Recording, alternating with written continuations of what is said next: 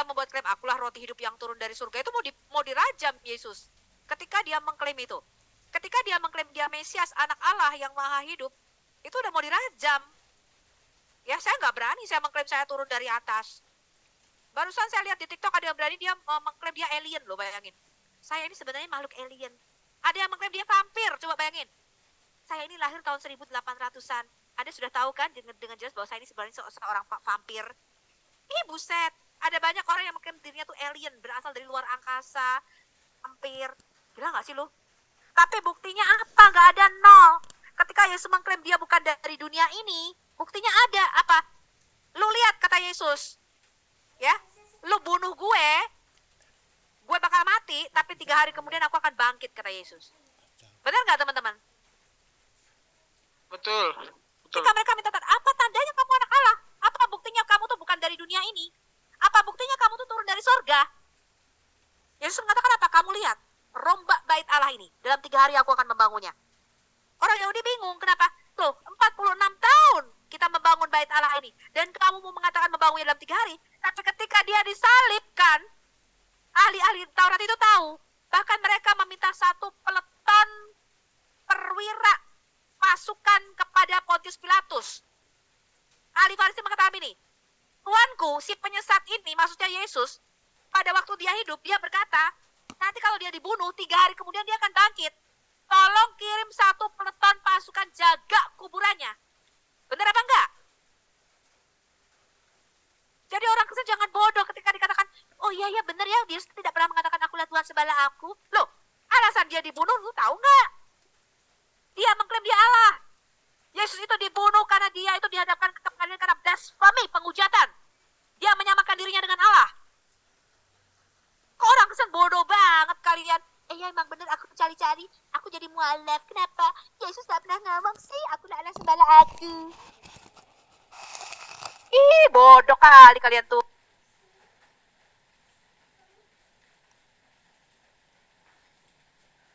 Ya itu pada mau di-unmute, Pak. Siapa nih? Siapa pula nih operatornya? Jun. Halo, Bu. Silakan. Bu. Ya.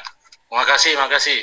Tadi saya kan masuk ini ke TikToknya Muslim kalau nggak salah itu Bu Susi ya. Nah, sana ada diskusi tadi kan antara Muslim dan Kristen.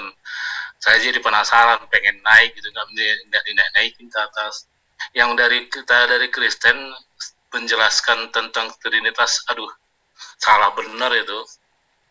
Masa dibilang 3 Tuhan, 3 Allah. Allah Bapa, Allah Anak, Allah Roh Kudus. Jadi kata yang Muslim yang menjelaskan seperti itu. Ya,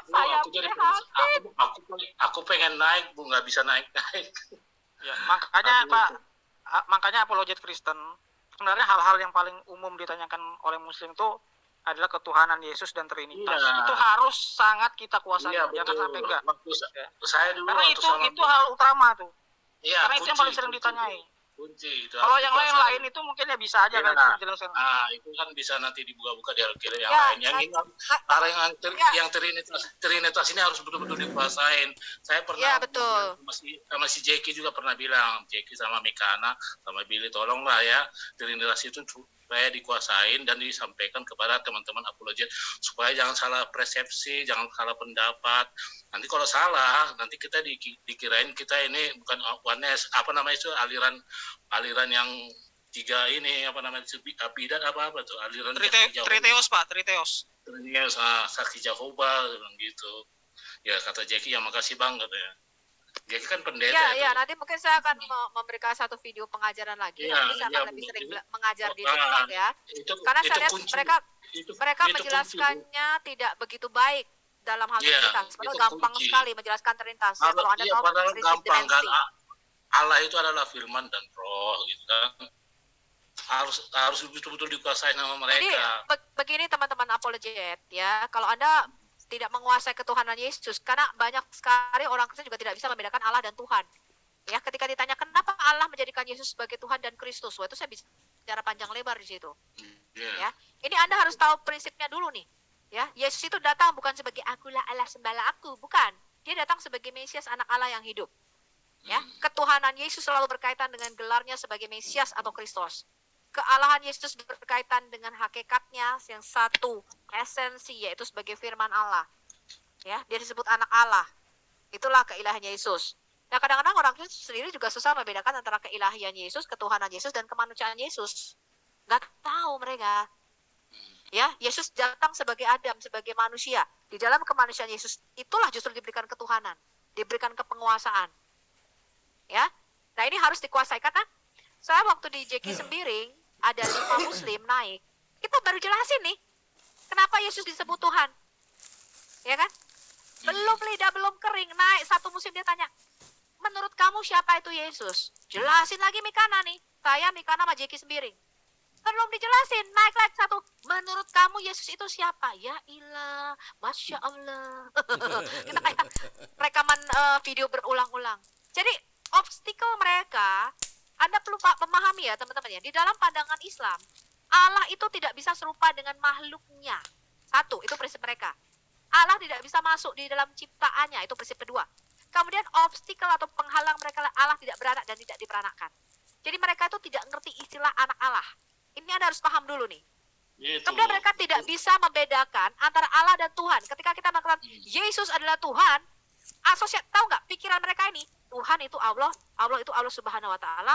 Berarti kamu mengklaim Yesus adalah Allah Subhanahu Wa Taala. Gitu loh, ngerti? Iya betul. Alkitab tidak mengatakan demikian, gitu. Ya. Nah, terminologi yang beda ini juga orang Kristen sebagai apologet ya. Kalau Anda pendengar aja saya nggak urusan, tapi kalau Anda sudah masuk di dunia YouTube atau TikTok dan Anda seorang apologet, Anda harus menjawab pertanyaan. Anda harus bisa mengerti terminologi yang berbeda. Saya kasih Anda contoh. Kalau orang Muslim ditanya apa itu nabi, mereka mengatakan nabi orang yang menerima wahyu, betul? Betul.